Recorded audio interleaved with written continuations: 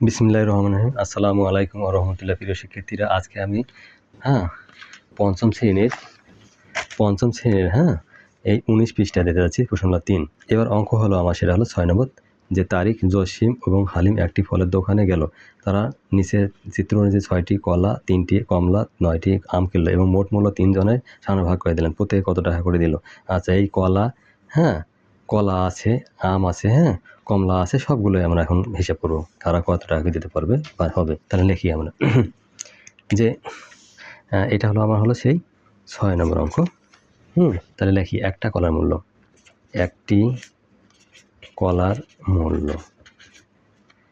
একটি কলার মূল্য হলো 10 টাকা। ঠিক আছে, তাহলে হলো 6টি কলার মূল্য হলো 10 গুণন হলো 6 টাকা। তাহলে আমার কত হলো? সোজাসুজি হলো আমার 60 টাকা। ঠিক আছে মাই ডিয়ার স্টুডেন্ট। তো একটা কলার মূল্য হলো 12 টাকা। একটি কমলার মূল্য, একটা কলা তো আগে দিলাম, কলা আর কমলা কাছাকাছি, তো একটি কমলার মূল্য হলো 12 টাকা। তাহলে এবার তিনটি কমলার মূল্য হলো 12 গুণন হলো 3 টাকা। তাহলে আমার হলো কত? 3 বারং 36 টাকা। আচ্ছা, একটা আমের মূল্য হলো 25 টাকা। একটি আমের মূল্য হলো কত টাকা? 25 টাকা। আচ্ছা, ঠিক আছে। তাহলে 9টি আমের মূল্য হলো, তা 25 গুণ হলো 9 টাকা, সামান পাইলাম কত? 225 টাকা। ঠিক আছে। আচ্ছা, 225 টাকা যেহেতু পাইলাম, তাহলে পরে আমরা স্টেজে আসি কি দাঁড়ায়। তাহলে 6টি কলা, এখন লেখেন 6টি কলা, 3টি কমলা, ও 9টি, এটা 9টি আমের মূল্য 71 আসতেছে তোমার কত? 60 যোগ হলো আমার হলো 36 যোগ হলো আমার হলো 225, এইটা টাকা। সমান একসাথে অঙ্কটা আমার আসতেছে কত? তাহলে 321 টাকা। ঠিক আছে। আচ্ছা, 3 জনে দেয়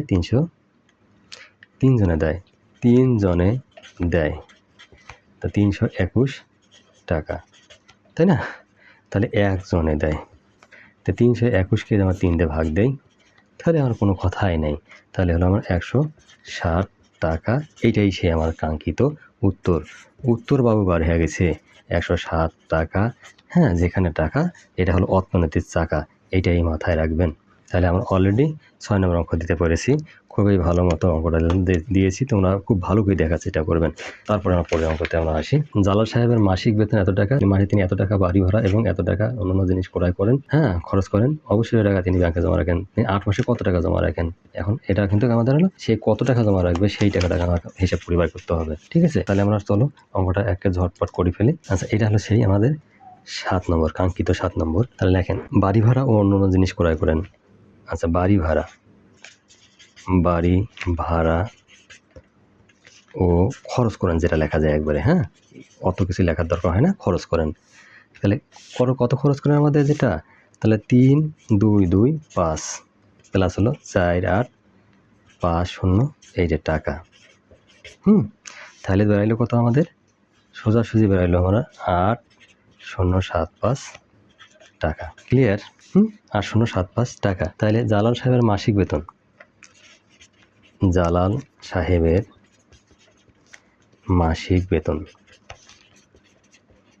বেতন ছিল আমাদের কত? যে 8765 টাকা। একক দশ শত কথা 8765 টাকা, তাই না? আচ্ছা, তিনি ওই যে ভাড়া ও খরচ করেন। আচ্ছা, কত টাকা খরচ করেন আমরা দেখি। তাহলে 8075 টাকা। তাহলে সেটা আমাদের বিয়োগ করলে হবে আসল অঙ্কের চাকা। আচ্ছা, বিয়োগ চিহ্ন অথচ দিতে পারি, যোগ বিয়োগ না দিলে হয় অঙ্কের রোগ, যদি না দেন অঙ্কের যোগ তাহলে হয় অঙ্কের রোগ, তাহলে বিয়োগও দিতে হয় সেরকম। আচ্ছা, তাহলে আমরা লিখতে পারি তার জমা থাকে প্রতি মাসে জমা থাকে তাহলে এটা বিয়োগ করলে আমরা পাই কত 690 টাকা। কেননা এই শূন্য, হ্যাঁ 7 আর 16 7 9 হাতে হলো 1, এই যে 1 এসে তোমার 7 করে 6, এইটা সেই টাকাটা, তাই না? তাহলে 1 বছর হলো আমার 12 মাস, সেটা সবাই জানি। তাহলে এখানে সে 8 মাসের কথা বলা আছে, অতএব এর প্রতি মাস বলতে 1 মাস লিখবে, তাহলে 8 মাসে জমা রাখেন। এখানে অঙ্কটা দিয়ে দিলাম, ঝামেলা শেষ। তাহলে 690 গুণ হলো 8, হ্যাঁ টাকা। এখানে আমরা গুণ করলে পাই হলো 5 5, হ্যাঁ 20 টাকা। এটাই সেই ছিল অঙ্ক। তাহলে 5 5 200 টাকা। এবার আর পরের অঙ্কে আসি। পরের অঙ্ক কী বলছে, ফরিদা এবং ফাতেমার বেতন একত্রে এত টাকা, ফরিদা অপেক্ষা ফাতেমা এত টাকা বেশি পায়, ফরিদা ও ফাতেমা প্রত্যেকের বেতন কত? আচ্ছা, তাহলে আমরা পরের কত হচ্ছে 8 নম্বর অঙ্কটা একটু এখানেই দেই, পরে বাকিটা অন্য জায়গায় দিয়ে দেবো।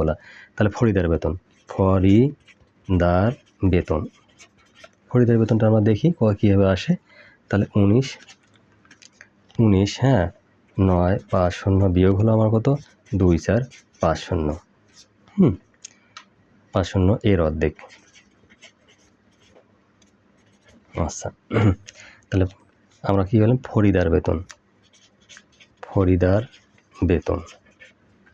তাহলে লিখি আমরা 19 9 5 0, হ্যাঁ বিয়োগ হলো 2 4 5 0, তাহলে ভাগ হলো আমার 2, ক্লিয়ার? আচ্ছা, তাহলে আস্তে আস্তে কত আমার 1 7 5 0 0, ভাগ হলো আমার হলো 2, সমান পাই কত? তাহলে 8 7, হ্যাঁ 5 0 টাকা। ঠিক আছে, এইটা একটা টাকা পাইলাম আমরা। আচ্ছা, তাহলে এখন ফাতেমার বেতন, ফাতেমার বেতন আমরা এইভাবে দেই যাতে তোমরা বুঝতে পারো যে ফাতেমার বেতনটা আমরা কত আসতেছে, হ্যাঁ এটা আমরা এই করে দেই। তাহলে এইখান থেকে করে নিই ফাতেমার বেতন হলো 19 9 5 0 বিয়োগ হলো আমার হলো 8 7 5 0 টাকা। তাহলে এখন এটার বিয়োগ করলে আমরা পাবো কত 1 1 2, হ্যাঁ 1 1 2 0 0 টাকা। এই ছিল কথা আমার, হ্যাঁ 1 1 2 0 0 টাকা। তাহলে লিখি উত্তরটা আমরা এইভাবে লিখতে পারি যে ফরিদার বেতন হলো 8 7 5 0 টাকা, 8 7 5 0 টাকা। এবং ফাতেমার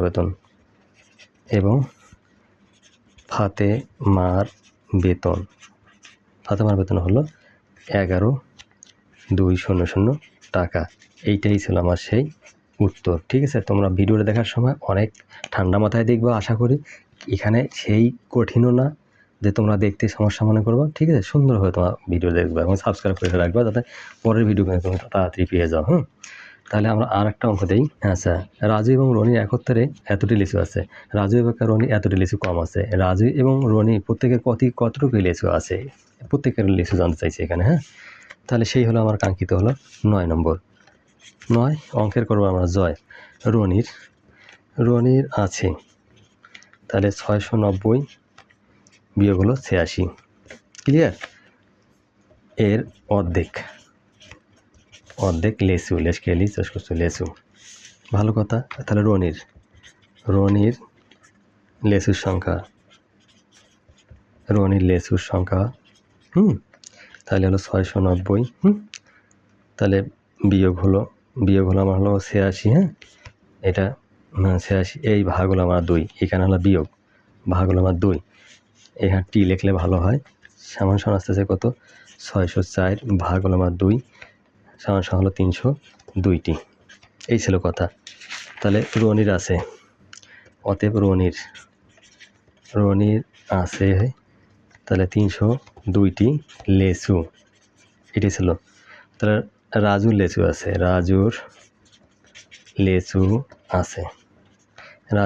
আছে, তাহলে 690 বিয়োগ হলো আমার হলো 302টি। হ্যাঁ ঠিক আছে, এখন সময় তো লেচুর সময়, তা এইভাবে লেচুর অঙ্ক, আরও লেচু বেশি খাবেন আর অঙ্ক করবেন। তাহলে 388টি। তাহলে উত্তর লেখো। উত্তর হলো এই রকমের যে রাজুর হলো 8 8 3 3, রাজুর হলো 3 8 8টি আর রনি সাহেবের 302টি লেচু। এটাই ছিল আমাদের সেই কাঙ্ক্ষিত উত্তর। এখন 10 নম্বরটা একটু দেখি কি বলছে, যে মা এবং পুত্রের বয়সের সমষ্টি 60 বছর। মায়ের বয়স পুত্রের বয়সে 3 গুণ, তাদের প্রত্যেকের বয়স কত? আমরা বিভিন্ন ভ্যারাইটিসে অঙ্কটা করতে পারবো, কিন্তু আমরা সহজভাবে করার চেষ্টা করব। বলছে 10 নম্বর বলছে মায়ের বয়স পুত্রের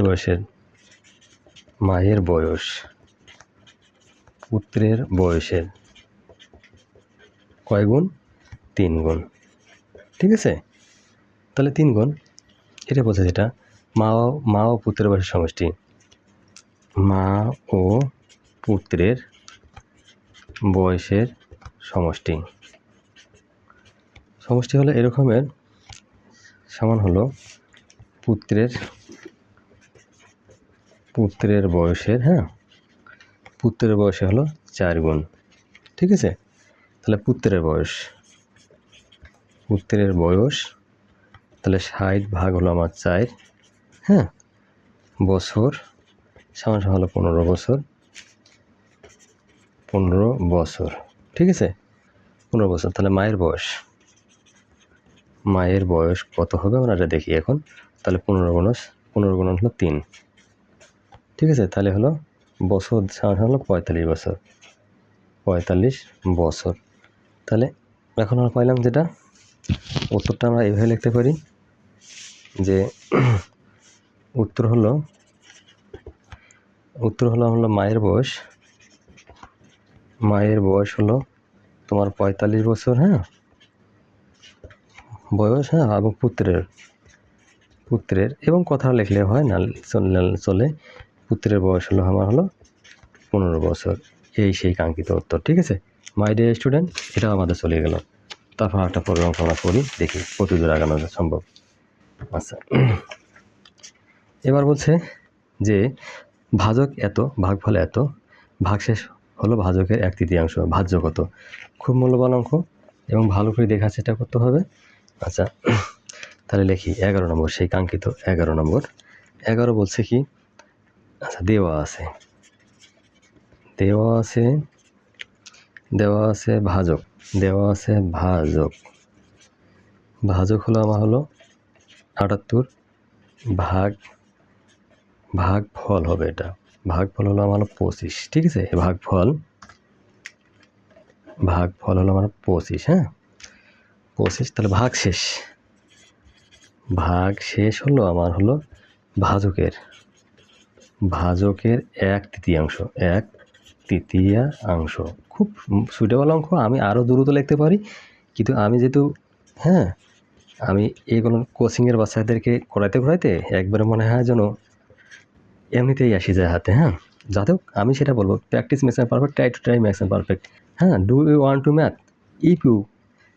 If you have watched my full video carefully, if you keep trying patiently, then I hope you will be successful one day, inshallah. No math.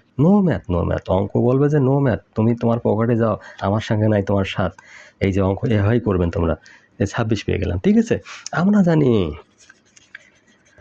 জানি, তারা জানে, সবাই জানে, আসলে কিন্তু কেউ আর মনে রাখার চেষ্টা করে না। এইবার তোমরা মনে রাখার চেষ্টা করুন, ভাজক গুণন ভাগফল, ঠিক আছে, যোগ হলো ভাগশেষ। ঠিক আছে, অঙ্ক এইভাবে করবেন শেষ।